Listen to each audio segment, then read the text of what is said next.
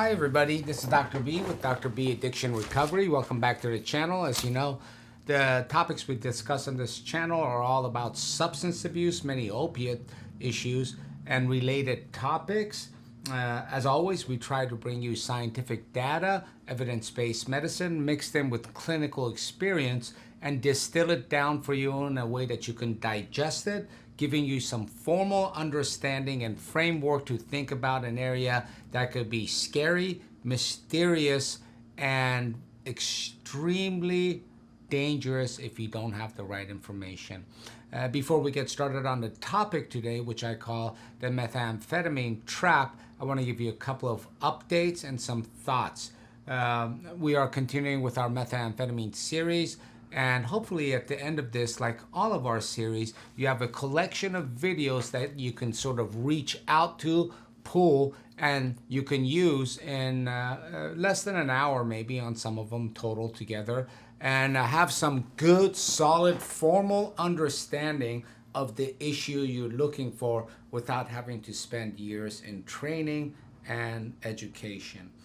To that effect, to that end, I want to finish this out, go back and address some issues with our previous benzodiazepine issues. But before I move on to what you'll be seeing in the next couple of months, which is my alcohol series, I'd like to go back and address some of the Kratom videos. These videos, when I made, it was sort of against colleagues' advice, and their thought was that there's a lot of Kratom advocates out there that are very passionate about this issue. And so you might get a large lashback. I did. And in some ways it was positive because I have a lot of views and a lot of positive comments, but I've gotten a lot of negative comments as well. And just the other day, it happened, and this is what kind of inspired this moment right now. I was just getting off the phone with a 60-something-year-old Kratom addict that's in a really bad situation. I got off the phone with him, and I noticed that I got a comment on one of my Kratom videos about what an idiot I am, and how I have no idea what I'm talking about. And I get a lot of these, and at that moment I thought, there's a problem here. One of the fundamental things I'm trying to do is give formal thought and understanding to a piece of reality, drugs. And most issues and things out there, it seems that more and more and more people seem to have no grasp of reality. It's almost like a mass cognitive dissonance effect and social suicide by blindness. There seems to be maniacal concepts of hope. It appears to be whatever anybody thinks can be okay. Whatever we wish can be okay.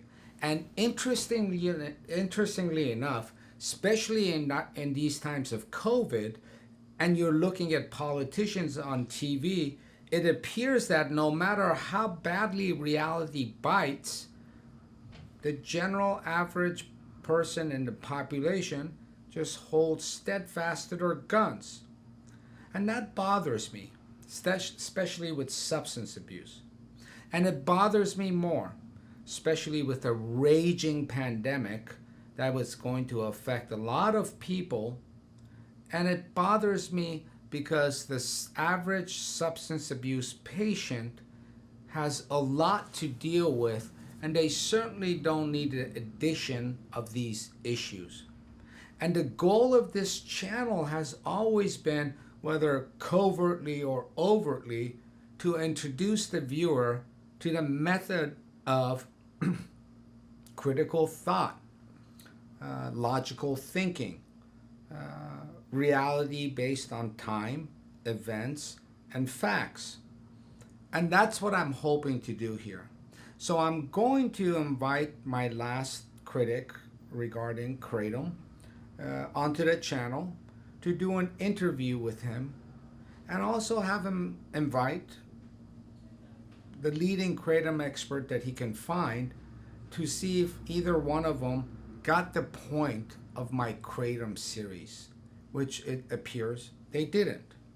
Because when I come to give a response I can't even think of how to respond because the criticism they made is not what I said.